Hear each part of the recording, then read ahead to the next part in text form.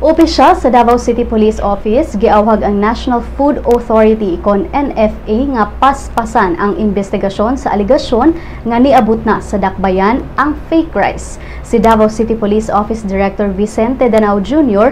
milimod nga biktima siya sa giingong synthetic rice apan miangkon kini nga na-paranoid na sab siya tungod kay di siya makasulti sa diferensya sa tinuod ug peke nga bugas. Gani daw ang bugas nga ilang gibutang sa refrigerator wala mabago ang texture niini ug nakapangutana na lang siya sa iyang kaugalingon kung biktima ba sab siya sa fake rice. Dugay sab daw mapanos ang bugas ug dunay tubig nga mogawas kung pug-on nga susama sa mga nakita niyang reports o sa internet. Ang Davao City Police Office wala pa nakamugna og team nga maoy mo imbestigar sa giingong nikatap nga fake rice sanglit naghuwat pa sila sa resulta sa laboratory nga gisumiter sa NFA Davao ngadto sa Food Development Center ni adtong Martes. Matud ni Danao nga ang resulta sa lab analysis makatabang sa publiko nga makaila sa tinuod nga bugas ug sa peke nga bugas.